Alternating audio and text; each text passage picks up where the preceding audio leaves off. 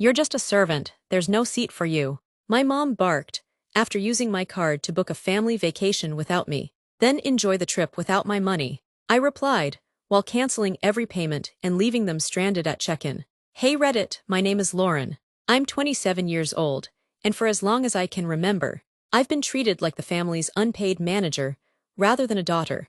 I didn't grow up in a family that believed in emotional warmth. Ours was the kind of household where love was measured by how useful you were. And I was very useful. When I was 14, I was already booking dentist appointments for my siblings because mom couldn't be bothered. At 16, I was the one calling the plumber, reviewing bank statements for overcharges, and learning how to fix our printer because no one else would. By the time I graduated college, I had somehow become the family's go-to person for everything: IT support, emotional dumping ground, errand runner, and most of all, the one who handled things. It didn't matter that I had a full-time job, or that I lived alone, or that I was fighting to keep myself sane most weeks. My family operated with one underlying belief: Lauren will take care of it. This year, though, I was determined to prioritize myself. For once, I had just landed a promotion at work that came with better pay, a flexible schedule, and more importantly, the chance to finally take a vacation I'd been dreaming of: a solo trip through the Pacific Northwest. Forest hikes, ocean drives, cabins with no Wi-Fi, my idea of peace. I was researching Airbnb cabins and national parks in between Zoom meetings, slowly feeling something I hadn't felt in years: excitement. Then everything came crashing down. It started subtly, as always. A couple weeks before summer, my mom invited me over for dinner, which I immediately found suspicious. My mom doesn't do small talk, so I knew something was coming. "I was thinking," she said over dry chicken and store-bought salad. "It's been a while since we all went somewhere together." I nodded, already bracing for it. "I've been talking to your brother and sister," she continued. "We all thought it would be nice to go on a family vacation again. Like the old days, you could help book everything like you used to. Flights, hotel, rental, you're so good at that stuff." I looked at her blankly and said, "I actually have plans. I was going to do my own trip this year." Her face tightened immediately. "Your own trip? Don't you think it's a bit selfish? We barely see each other anymore." I bit my tongue and calmly said, "I'm not saying I won't see you. I'm just not doing a big family trip this year. I've already started planning and saving." She gave a tight-lipped smile and changed the subject. That should have been the end of it.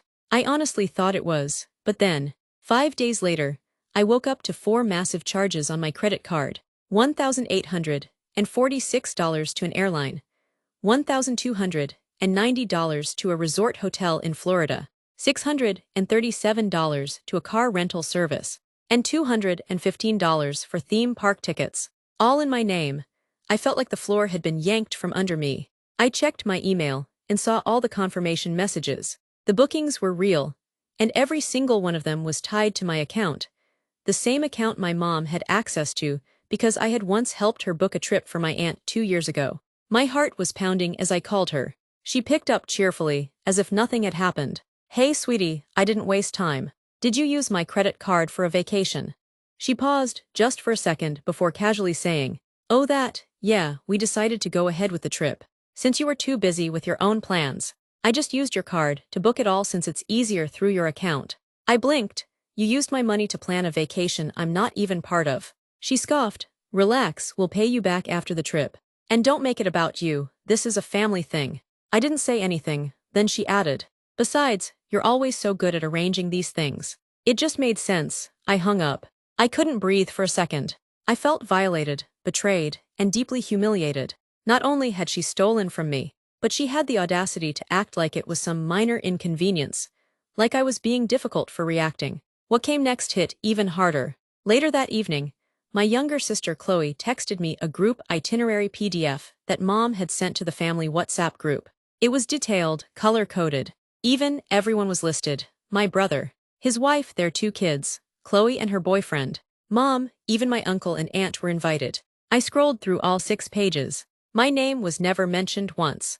No room reserved for me, no flight seat for me, not even a note asking if I wanted to join.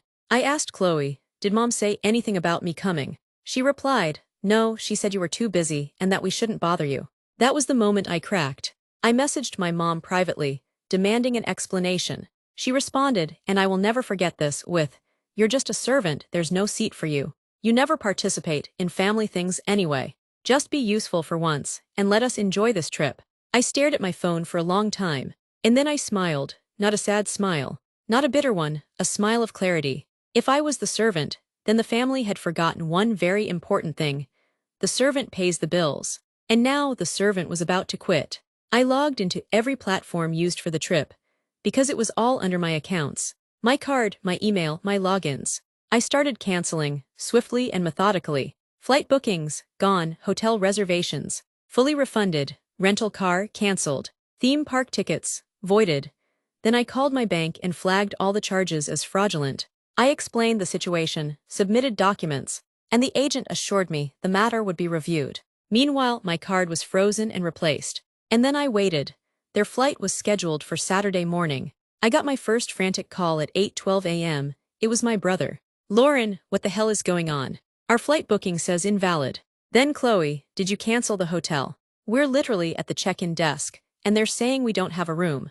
Then my mom, who called 16 times in a row before I picked up. You ungrateful little girl, we're stranded. Everything's cancelled. How dare you do this to your own family? I paused, breathed, and said, you said I was just a servant, so consider this my resignation. Enjoy the trip without my money. Then I hung up and blocked her. That morning, I made pancakes, brewed some coffee, and sat on my balcony. For the first time in years, I didn't feel like a doormat. I felt free. For the next 3 days, my phone lit up with dozens of calls, texts, voicemails, and even emails. Some were angry, some were guilt-trippy, some were plain pathetic. But all of them had the same undertone. We can't believe you actually did that. The funniest part, no one apologized. No one said, Lauren, we're sorry we used your card without permission. No one said, you had every right to be angry. Instead it was, how could you do this to us? We're family. You're so dramatic, it was just a vacation. My mom, of course, went full soap opera. She told relatives I had abandoned the family, and that I was becoming too Americanized.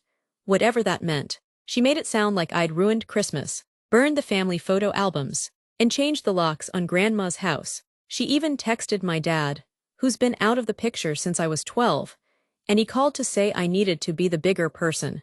I laughed in his face and hung up. What no one seemed to grasp was that this wasn't about one vacation. It wasn't about canceled flights or hotels. It was about years of being taken for granted, of being expected to give and give and give, until there was nothing left of me but exhaustion. They'd pushed me too far, and now they were finally feeling what I'd felt for years, forgotten, disrespected, and unimportant. But while they were scrambling to salvage their ruined vacation, I was finally doing something for me. I reactivated my solo trip plans. I found an incredible last-minute cabin rental up in Oregon's Mount Hood National Forest. A cozy A-frame with a fireplace and floor-to-ceiling, windows that opened up to a view of endless pine trees. I booked it instantly. 2 days later, I was on the road with nothing but a backpack, my camera, and a playlist I hadn't had the chance to enjoy in years. No group chats, no family drama, no one asking me to just check this one thing. It was bliss. Every morning I made myself strong coffee, curled up in a blanket, and watched deer wander past the cabin porch. I hiked trails with no service. I read books I'd been meaning to finish since college. I slept for 10 hours a night, and woke up feeling like an actual human. And for the first time in my adult life, I didn't feel guilty about choosing myself. I didn't owe anyone an explanation. Not anymore. On the 3rd day, I got a message from Chloe, my sister, that surprised me. It simply said, I get it now. I'm sorry we were wrong. That one hit differently. She had always been the least confrontational of us all. The peacekeeper. She wasn't the one who used my card or called me a servant, but she also didn't stop it. Still, her apology was real. It wasn't defensive or laced with excuses. I replied, thank you, that means more than you know. We talked a little after that. She told me the truth, that the trip had turned into a disaster. The airline wouldn't let them rebook, without repaying everything up front. The hotel re-rented their rooms. They ended up cramming into a last-minute roadside motel, 2 hours away from the airport. My brother's kids got food poisoning. The car rental was gone, and they had to rely on Uber, which blew through whatever cash they had left. My mom tried to use her card eventually, only to find it maxed out from her last shopping spree. I almost felt bad, almost. But then Chloe told me something else. She said my mom still refused to admit she did anything wrong. She keeps saying you overreacted. Chloe wrote, She told Aunt Kelly you ruined the whole trip out of spite. I shook my head and smiled. Classic mom. Always the victim, but Chloe continued, just so you know. I stood up for you. I told her what she said, calling you a servant was disgusting. And I reminded her that none of us would have gone on any vacation over the past 10 years if it wasn't for you. She didn't like it, but I said it anyway. That almost made me cry. Not because I needed Chloe to fight my battles, but because for the first time, someone in the family had finally seen me. Really seen me. By the time I returned home from my solo trip, I felt like a new person. I'd spent so many years buried in guilt and obligation. I'd forgotten what freedom felt like. I took myself out to dinner the night I got back. Just me, no apologies, no expectations. I raised a glass of wine to myself and said, never again. A few days later, I received a formal letter from the bank. After reviewing the documentation and phone recordings, they had officially ruled in my favor. All charges were reversed, the fraud case was closed, and the refund hit my account the next morning. Poetic justice. Mom found out obviously and texted me one last time. It read, I hope you're happy. You embarrassed this family. And I replied, no, I protected myself. Big difference. Then I blocked her. I've since gone low contact with everyone else except Chloe. She and I talk now more than we ever did before. She's even starting to call out the toxic patterns she once ignored. As for me, I'm finally putting my energy into relationships that don't drain me. Friends who don't expect me to fix everything. Colleagues who value my time. And myself, who I'm still learning to prioritize. Slowly but surely. I don't know if I'll ever fully reconcile with my family. Maybe one day, maybe not. But if there's one thing I know now, it's this: I'm not a servant. And I'll never be treated like one again.